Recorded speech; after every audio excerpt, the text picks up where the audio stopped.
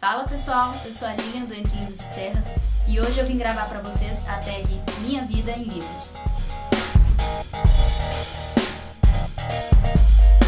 Eu vi essa tag no canal da Tatiana Feltrin e na verdade, para quem não sabe o que é uma tag, é uma tradução daqueles joguinhos de pega-pega. Então uma pessoa cria uma lista de livros que você tem que encontrar ou mostrar, marca outra pessoa para poder fazer isso, por isso seria tag, tipo pega-pega. Na verdade ninguém me marcou para fazer não, eu resolvi só fazer essa tag mesmo porque é uma, de certa forma, né, é uma forma de eu me apresentar para as pessoas, já que seria tipo a minha vida em livros. Então são 8 perguntas que eu tenho que responder aqui, mostrando alguns livros da minha estante, tá? A primeira pergunta, escolha um livro para cada uma de suas iniciais. Lilian Aline Machado, L-A-M. O primeiro livro, que é com a letra L, eu escolhi aqui Laranja Mecânica, que é um livro que eu até já falei um pouco sobre ele no último vídeo, né? Uma distopia, um dos livros mais pesados que eu já li, mas se quiser saber mais, veja o último vídeo que vai estar aqui em cima no card. Para a letra A, eu escolhi um livro brasileiro que se chama Apocalipse Zumbi. Esse é um livro que se passa em São Paulo, que conta a história do apocalipse zumbi acontecendo no Brasil. E o interessante é que esse livro ele vem com um CD aqui no final, que é uma trilha sonora para você escutar enquanto você lê o livro. Isso é muito legal, tá? Ele conta a história do apocalipse zumbi 4 anos depois que esse apocalipse começou. E ele se centra em alguns personagens, né? Todos são brasileiros, e mostra como que está a vida depois que aconteceu o apocalipse, como que as pessoas se organizaram. Então, a princípio, essas pessoas aí, elas moram numa espécie de fortificação que eles fizeram em um prédio lá em São Paulo. E aí, logicamente, eles encontram outros grupos que entram em conflitos com eles, mas a maior parte dos conflitos mesmo acontecem entre eles próprios dentro daquele prédio, porque você tem que imaginar que são várias pessoas diferentes vivendo dentro de um prédio durante 4 anos, e isso começa a gerar vários conflitos entre eles, principalmente entre o personagem principal, que seria tipo uma espécie de líder do grupo, né, que é o Manis, e a mulher dele e uma suposta amante que ele arrumou ali dentro daquele grupo. É um livro bastante sanguinário, tem zumbis são cabulosos, assim, eles destroem as pessoas. O livro tem algumas ilustrações bem interessantes, que mostram os zumbis da época. E, assim, o mais legal desse livro é que ele é ambientado no Brasil, né? Então você meio que se identifica com a história só de pensar que está acontecendo com seus conterrâneos e tal. Mas, por outro lado, é um livro que tem um pouco de clichês, assim, lembra um pouco, os personagens, né, lembra um pouco aquele estereótipo do bonzão, que é o líder da galera, o nerd que toma conta da área mais digital da coisa, né, de contato com outras pessoas sobreviventes do mundo através da internet e tal.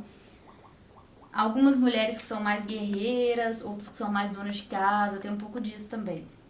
Mas é um livro que vale a pena, assim, mesmo tendo esses estereótipos, ele é bem legal e tem um ritmo meio de cinema. Com a última inicial, então, que é o M, né, de Machado, eu escolhi aqui Maus, que não é um livro tradicional, na verdade é um livro de quadrinhos. Maus conta a história do Holocausto, do ponto de vista de um filho de um cara que passou pelo Holocausto. Então, assim, o personagem principal da história é o pai desse cara, que é o desenhista, na verdade, o cara que desenhou a história do Maus. Ele sofreu o Holocausto, ele e a mulher dele, né, que é a mãe do escritor dessa história.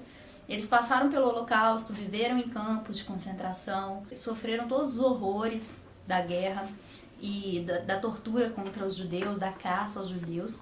E tudo isso é contado de uma maneira muito gráfica, né?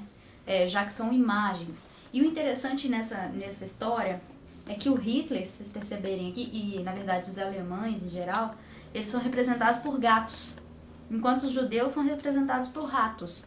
E isso tem um motivo, né? Que na verdade o Hitler ele comparava os judeus aos ratos mesmo.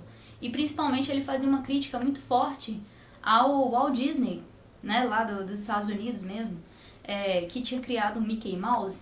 Ele comparava os judeus com o rato Mickey Mouse. Por isso que ficou aí esse Mouse. Nessa história, né, além dos alemães serem representados por gatos, outras nações, mesmo os estadunidenses, né, são representados por outros animais também.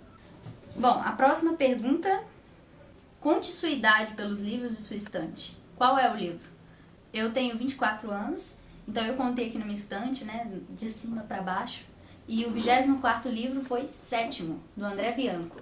Outro livro brasileiro, de um autor que foi meu autor favorito por anos, até hoje eu ainda tenho um apreço muito grande por ele, que é um autor que colocou a fantasia brasileira no mercado, na verdade, né, o André Bianco. Esse livro Sétimo, ele conta a história de 7 vampiros que foram trazidos para o Brasil em uma caravela, 500 anos atrás, e essa caravela foi naufragada no sul do Brasil. Eles foram trazidos dentro de um caixão de prata. E aí, 500 anos depois, alguns mergulhadores encontram essa caravela e entregam esse caixão de prata aí para a Universidade de História lá do Rio Grande do Sul. E aí eles abrem o caixão e lógico que vai dar errado, uma gota de sangue escorre pela beirada do caixão e ressurgem esses 7 vampiros. E cada um deles tem um poder que foi dado pelo diabo. E aí vira um pandemônio no Brasil, mas eu não vou contar muito não, porque eu ainda pretendo fazer um vídeo só sobre o 7. A terceira pergunta é: encontre um livro ambientado em sua cidade, país ou estado. Eu escolhi aqui um livro ambientado, na verdade, no Brasil, outro livro brasileiro, que é A Batalha do Apocalipse, do Eduardo Spohr. É um livro que fala sobre guerras entre anjos e demônios. O Eduardo Spohr, né, ele é um sucessor do André Bianco, ele veio nessa onda de literatura fantástica brasileira, né, após o lançamento do Sétimo. É um livro também muito interessante. O Eduardo Spohr, ele cria uma versão, assim, para os fatos, né, que ocorrem na Bíblia, principalmente a queda de Lúcifer, e traz isso para a atualidade, como que isso abalou a vida entre os anjos e os demônios, né? E como seria o Apocalipse segundo a Bíblia, como que ele ocorreria aqui na Terra. E o legal, a história se passa no Brasil. Apesar de que vários capítulos no livro são flashbacks do personagem principal, que é um anjo, juntamente com uma outra mulher, que é uma bruxa. E os dois são, assim, de tempos pretéritos. E aí, às vezes, tem alguns capítulos que são flashback que mostram como que eles agiram ao longo da história, né, da humanidade, para chegar a esse desfecho final da humanidade, aí, que é o Apocalipse segundo João, né, como que ele ocorreu. Tem algumas edições especiais desse livro que são lindas aí na internet, vale a pena procurar. A quarta pergunta é: escolha um livro que se passe em um lugar que você gostaria de conhecer. E eu escolhi O Hobbit, mas não porque eu quero conhecer a Terra-média, é porque eu quero conhecer a Nova Zelândia. E a maior parte da história, né, gravada no filme da Terra-média se passava na Nova Zelândia. Aqueles cenários são sensacionais. Eu pretendo um dia, quem sabe, né, ir para Nova Zelândia e conhecer a Terra-média da realidade, porque, gente, é lindo demais aquilo lá, né? A quinta pergunta: escolha uma capa de livro com a sua cor preferida. Não tem uma cor preferida mesmo, mas atualmente, né, a maioria das minhas roupas são azuis, então eu imagino que eu tenha gostado muito de azul. Aí eu escolhi um livro com a capa azul, que é o Diário de Anne Frank, que é mais um livro que fala, né, sobre o Holocausto da Segunda Guerra Mundial, só que do ponto de vista de uma adolescente, que é a Anne Frank, que passou, acho que 2 anos da vida dela escondida, 2 ou 3 anos, escondida num esconderijo lá na Holanda, tentando fugir dos nazistas. E aí esse livro é o diário mesmo dela, que ela escreveu durante esses anos que ela ficou escondida lá no esconderijo. E é muito interessante porque mostra como que eram as relações entre pessoas que ficaram durante 2 a 3 anos presos num espaço minúsculo. Não era somente a família dela, mas tinha mais uma família e um amigo da família morando naquele espaço, que gerou vários conflitos entre eles. Mas o mais legal é que isso é um relato real. Como que as pessoas lidam com essa situação de pressão, né? Era a vida deles que estava em jogo. E acaba que no final, né, a Anne Frank, ela é pega, a família dela é levada para um campo de concentração e, sei lá, esse livro me tocou, sabe? Depois que eu li ele, eu acho que minha vida mudou, assim, eu me identifiquei muito com a Anne Frank e é um livro que vale muito a pena ler também. A sexta pergunta é: um livro que te traz boas lembranças. E claro, né, gente, um livro que me traz boas lembranças, Harry Potter. Eu escolhi aqui Harry Potter e a Câmara Secreta porque quando eu li Harry Potter da primeira vez, foi o livro que eu mais gostei. Eu li ele muito rápido também, foi coisa de um dia pro outro. Eu amei o livro e ele só me traz boas lembranças. Quando eu releio, né, acho que eu já reli ele umas 3 vezes, eu sempre me lembro de eu sentada esperando o dentista me atender e eu lá frenética, inclusive descobrindo sobre a poção polissuco exatamente no momento que o dentista me chamou. E sempre me traz uma nostalgia, assim, uma sensação muito boa reler Harry Potter. A próxima pergunta é a sétima: qual livro você teve mais dificuldades em terminar? Eu não tenho esse livro porque eu peguei emprestado na época em que eu li, mas ele se chama O Olho do Mundo, que é de uma série que chama A Roda do Tempo. Acho que são cerca de 14 livros. E O Olho do Mundo é o primeiro livro dessa série, que é um livro de fantasia, aquela típica jornada do herói, né, que tá em busca de alguma coisa. Pra te falar a verdade, eu nem lembro muito bem do resumo desse livro, porque eu tive tanta dificuldade em ler ele, eu demorei tanto tempo. Eu acho que eu fiquei uns 5 meses tentando ler o livro, ele tinha mais ou menos 600 páginas, nem era um livro tão gigante assim. Só que ele tinha uma história meio arrastada, assim, então eu não gostei muito. A oitava pergunta, ela diz: que livro ainda não lido lhe trará a maior sensação de missão cumprida? Bem, tenho aqui comigo Crime e Castigo, do Dostoiévski, um livro russo, clássico, que eu comprei no meu aniversário de 22 anos. Quer dizer, faz 2 anos que eu comprei esse livro e até hoje eu ainda não li ele. Comprei no sebo.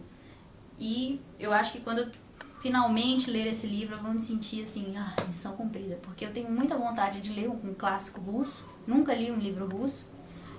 Mas até hoje eu ainda não tive coragem de começar a ler esse livro. Eu acho que eu ainda não estou psicologicamente e intelectualmente preparada para isso.